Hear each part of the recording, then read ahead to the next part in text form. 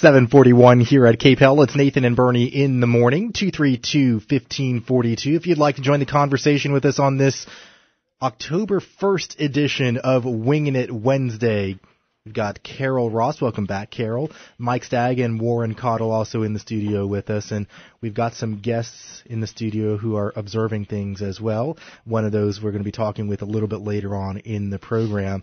Let's get things started. The poor U.S. Secret Service, they're supposed to keep the White House and the president safe, but they have just been having a lot of trouble lately. First, you got the guy who jumped the fence and managed to get inside the building and went a little further than all of us originally thought. Then the case in Atlanta where a contractor armed with previous convictions, he manages to get on an elevator with the president, which, by the way, is against Secret Service protocol. So what is going on with this beleaguered service?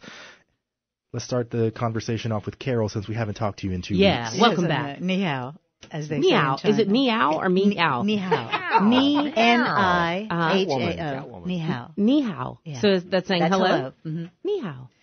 I learned a few words over there, Penny. It was an very interesting trip. Might talk about that one day. What's really interesting, I watched the online graphic showing just exactly where this guy went. Mm-hmm. Whoa. I know, it's amazing. Yeah, he got into the East Room. Well, first of all, the guard on duty, they said something about the buzzer didn't work and the front door was unlocked. Who does that anymore? Somebody needs to call, the alarms companies and get them on the job. The agent who finally brought him down was an off-duty agent, by the way, which is crazy. Now, this is just the another in a long string of really serious problems. There is a systemic problem, obviously, at the Secret Service, and I watched some of the hearings, and the woman who's now in charge, Absolute Pearson, she's clueless. Remember, there were gunshots back in 2011 that they just found out about now. And actually, the housekeeper found the bullet hole on the third floor after they had said it was just some cars doing drive-by shooting. That was the story they put out at first.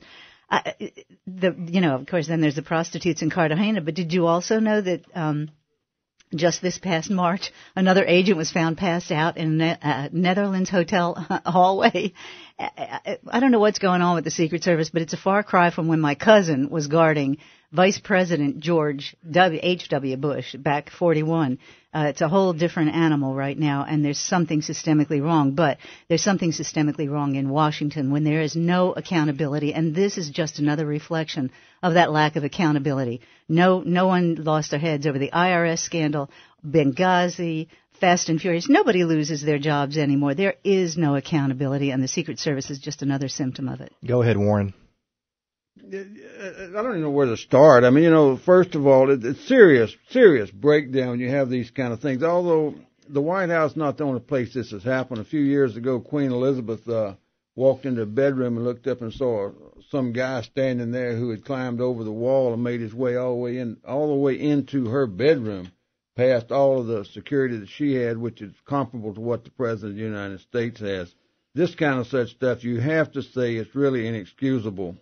I think probably, I'm biased on this issue. Probably ought to just replace the Secret Service with the Marine Security Guards. That I think my friend General would say that was an excellent organization and a fine group who have not broken that chain of dedication to duty and such stuff through their 60 years now of work. However, I think the same Marines are trained at the White House for the embassy duty. But, when you have these kind of things, if you've ever been around a presidential visit, the security is just layer upon layer upon layer.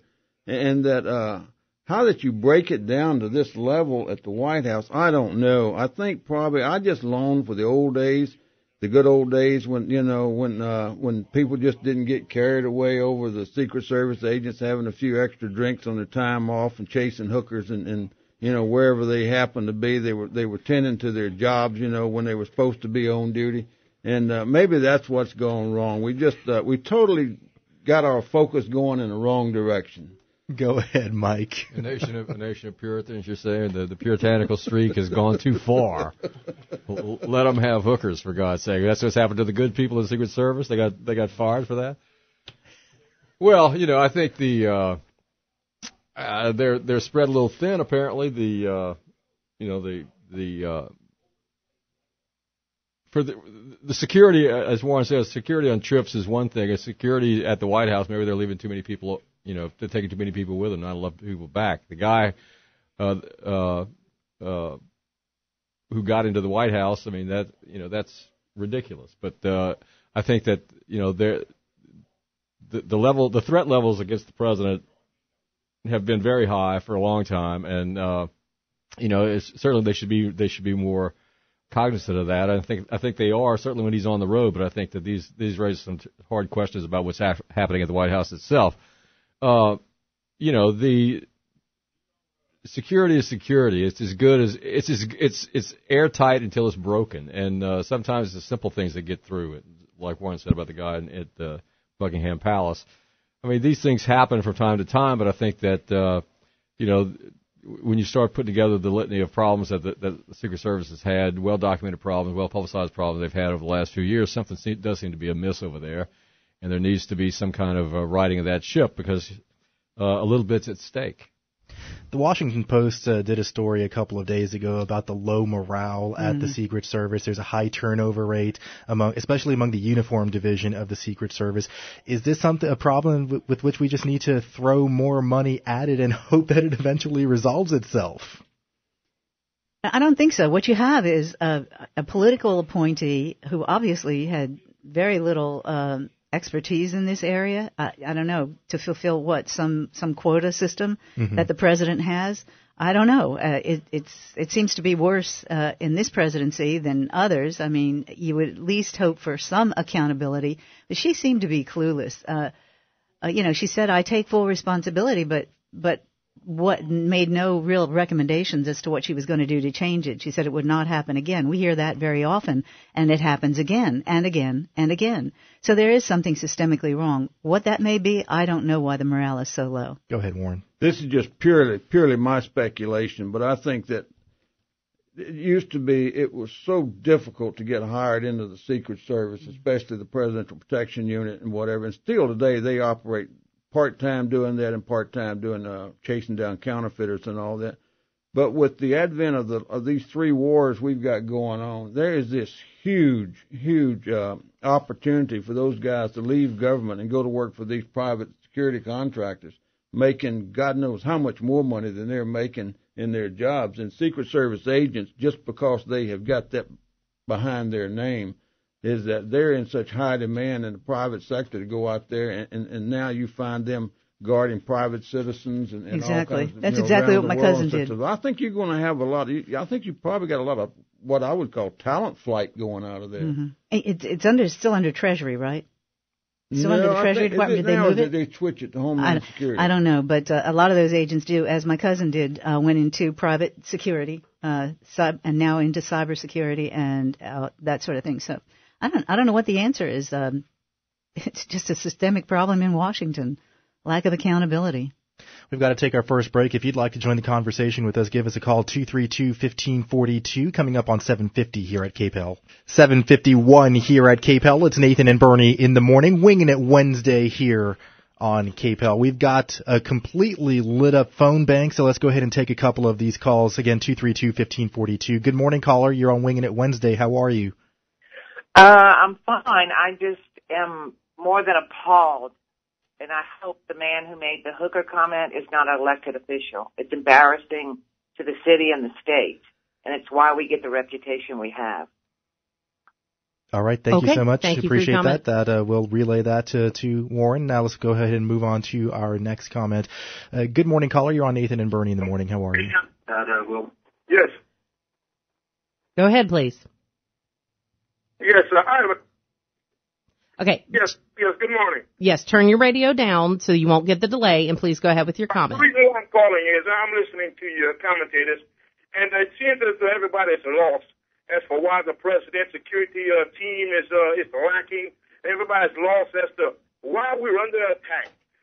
We've done some atrocious things as a country, and it's very obvious that because we have a black president, everything seems to want to fall through the cracks. Thank you. Okay. Thank you. Okay. Let's move on to our next caller, 232-1542. Good morning, caller. You're on Nathan and Bernie in the morning. How are you? Doing well, thank you.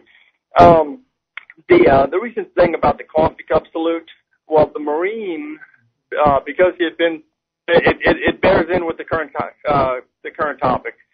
The Marine was not offended. He saluted the coffee cup back just because he was glad to be saluting something strong for a change. So, Okay. So how that ties in with the current thing, I know that y'all talked about talent flight, but here's another possibility. What if the people who are protecting the president no longer care? Have a good day. All right, thank you. And All right. gosh, let's hope not, you know. His dog. I mean, come on. You people are ridiculous. Let's move on to our next one. Good morning, caller. You're on Nathan and Bernie in the morning. How are you? Pretty good. Anyway, the White House could have granted that guy amnesty. He just wants to feel loved. Okay. Wow. All right, so it's taken a somewhat weird and comical sort of turn this morning. Yeah, that's really not germane to the conversation either. Okay. All right, let's take another phone call here. Let's see. Good morning, caller. You're on Nathan and Bernie in the morning. How are you? All right. There were at least 5 layers of security that guy that ran inside got through. One of them was an alarm that is supposed to go off as soon as somebody comes over the fence. And according to what I saw on the news last night, it was muted because somebody in the president's staff didn't like the sound of it. There's also many military working dogs that are working the grounds that were not utilized. And the first thing that they asked the Secret Service during the hearings was, why wasn't deadly force used? Yeah, you're right about that. And that's all actually, great questions. And thank you so much for your call. Let's That hope that really is a big question mark that a lot of people are asking. I mean, why in the one building where you expect deadly force to be used when somebody is approaching the building in a threatening manner, why wasn't even it contemplated, it seems and like. Don't you think at this point, from this point on, though, boy, people are going to be beyond on alert? Well, they've had a number of these incidents before, and it seems like they haven't that's been a good on point. alert. I mean, that's an excellent people point, too. Try to fly planes into the White House. Good morning, caller. You're on Nathan and Bernie in the morning. How are you? Good morning. The thing to remember, no matter whether it's city, state, or federal government, it's always easier to be bossy than it is to be the boss. When those hard decisions have to be made, that's when it shows whether you're actually the boss or not. Okay. Thank you, Warren. Yeah, the only last thing I would like to say is that if somebody on the White House staff or whatever told them to turn off an alarm, then whoever turned that alarm off should be fired on the spot, because you got your security measures, and then nobody is going to override those security measures. Well, just like the Secret Service would not carry the bags for Jimmy Carter and other presidents, it's not my job. My job is to protect you. This is where we draw the line, and that's the way it should be. And I don't care who comes in there and tells you, get up, go here, do that. But Warren, you know that can be intimidating when a staffer, who has power can will tell you something like that. I mean, whether you respond or not. A staffer, what does that mean? It means a staffer. A staffer what? Somebody who works intern? at the White House. I mean, somebody who has power. Yeah, right. 232-1542 if you'd like to join the conversation in these last couple of minutes of this segment. Good morning, caller. You're on Wingin It Wednesday. How are you? I'm doing fine. Good morning, guys. Good morning. Look, if you're talking whether it be the hearings where the head of the Secret Service is not taking responsibility, or says she is being responsible, but whether the act of truly being responsible or the act of responsibility, it all filters down from the top. Okay. It's just breaking up too much. So sorry, you're in a bad zone and you're just breaking up too much. Yeah, sorry. Try again. 232-1542. Good morning, caller. You're on Wingin It Wednesday. How are you? Oh, man, turn down the... Okay, let's move on. Let's move on. Okay, I'm going to have to drop this one. Drop that one. All and then let's right. move on to our next caller. I Remember like when... our new mouse. I like that mouse? Yeah, I do. It came off the Commodore 64. Remember when your phone starts with the Atari ringing... game in it. When your phone starts ringing, please turn down your radio because we do operate on a 7-second delay. Good morning, caller. You're on Nathan and Bernie in the morning. How are you? Yeah, I wanted to talk about the individuals gathering in the White House. I was reading some news stories about a ISIS group that's based out of Canada that is particularly plotting to raise the ISIS flag over the White House. And I think what I believe may be happening is they're trying to show the weaknesses we have, not just with our own government and its people, but even controlling what we can in the White House. I just thought I'd put that out there. Thank you. All right. They're not coming from Mexico? All right, one more call, and this is going to have to be really quick. Caller, you have like 20 seconds. Go ahead. Yeah, can anybody see consideration it could have been a plot? Could have been what? A plot. Somebody could have set that up. A plot. Yeah. Okay. Okay. All right. Thank you so much for your phone call, and thank you all for your phone It calls. was a one-man cell. He had multiple personalities. Yeah. We've got one more segment of Wingin' It Wednesday coming up. We've going to be talking about charter schools when we come back from our break. Right now, they're coming up on 7:58.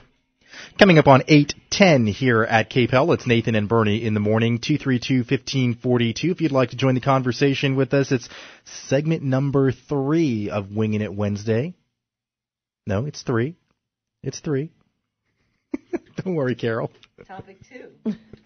Segment 3, topic 2. Segment 3, topic 2. Oh, okay. Yes. Okay. Yes. I was getting confused, did too. I miss something? What did I miss? I've been sitting here all this time. Did I miss something? Don't worry, we'll blend the Common Core math, okay? Oh, yeah. I heard the interview. That was a great interview. All right, so... One from column A, 2 from column B. So the Louisiana Association of Educators, they're suing. They filed a lawsuit in court on Monday. They say that the state is improperly spending about $60 million per year for certain charter schools. They're using the state's MFP program. And that begs the question, should charter schools receive state money at all? And with this, let's go ahead and start the conversation with Mike.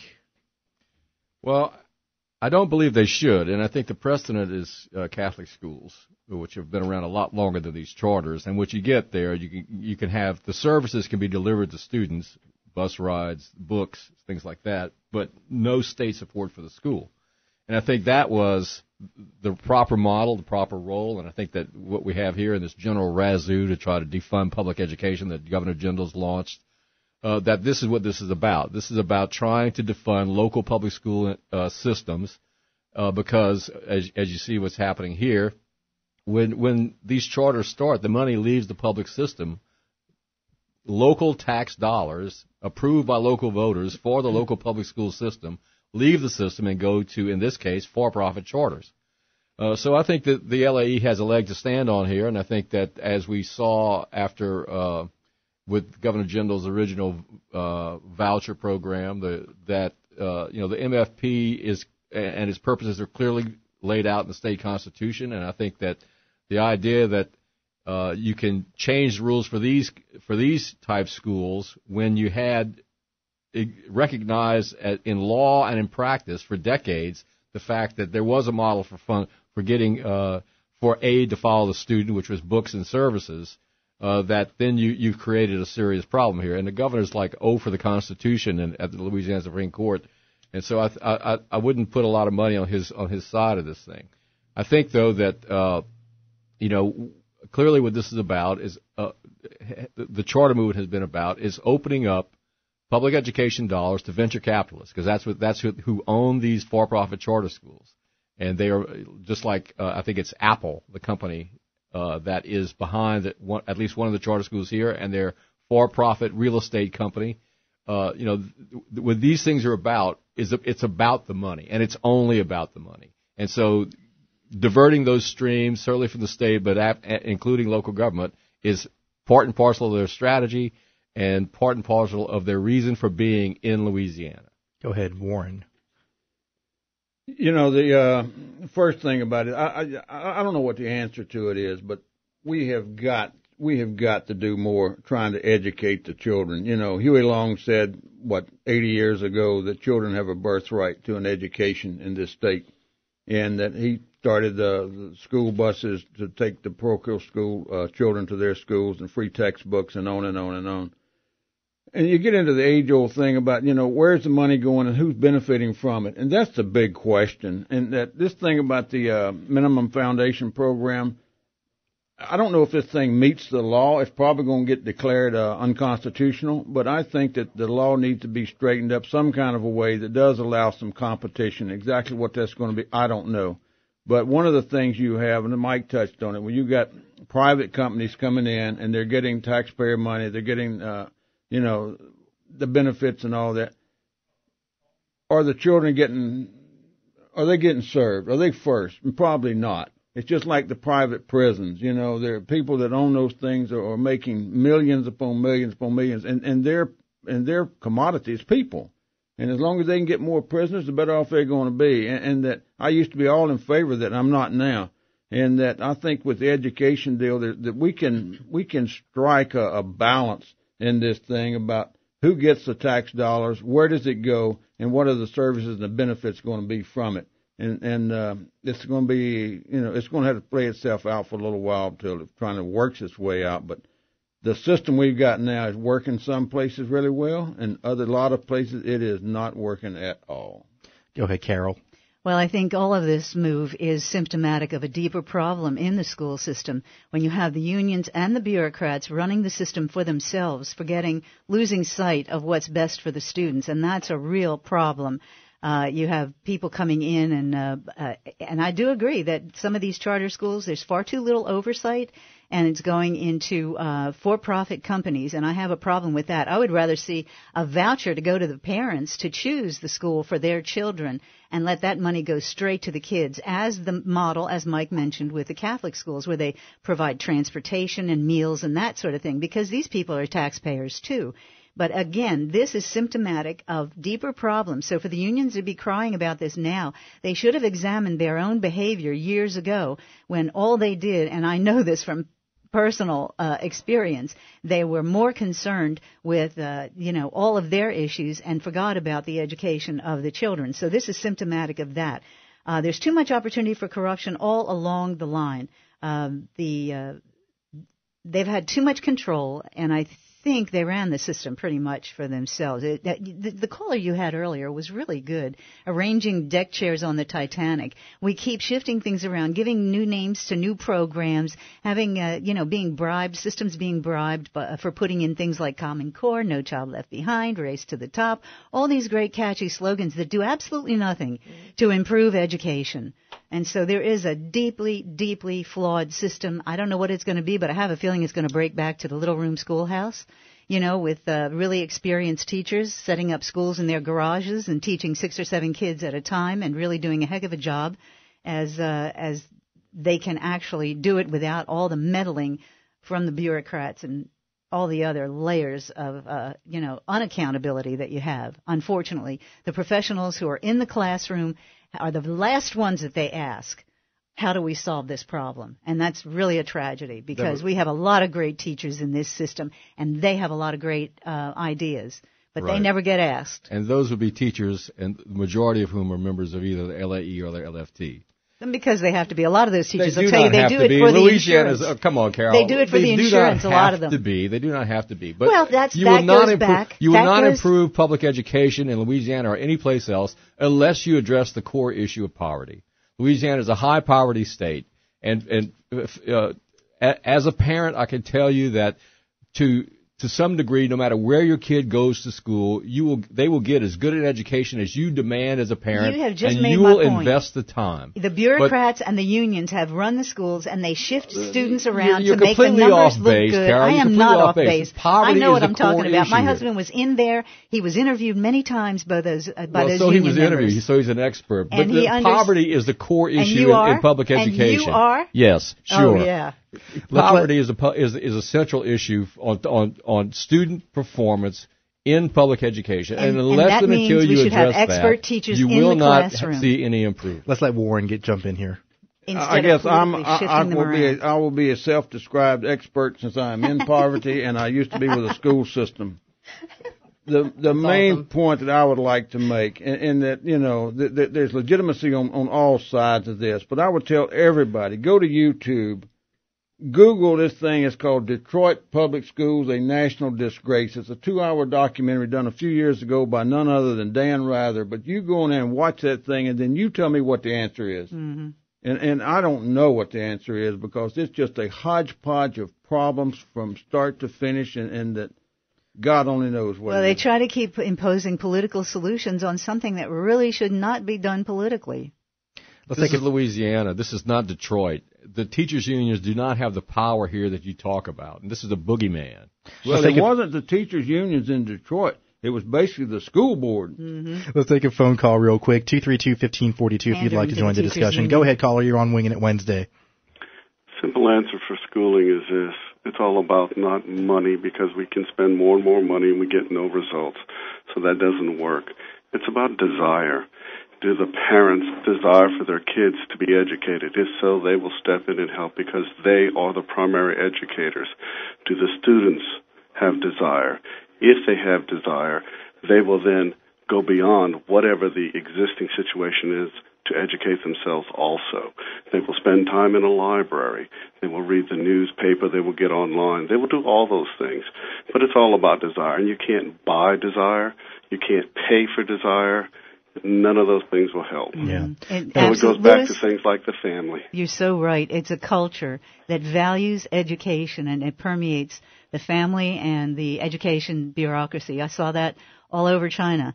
I mean, these people are dedicated, and they value education. They have a lot of freedom of choice over there, for sure. Well, there are problems over there, I agree, but let me tell you something. They do have, you should go sometime, Mike. It might open your mind just a little bit, just a crack, just a little crack. One more call, and then we're calling it for today. Good morning, caller. You're on Wingin' It Wednesday. How are you?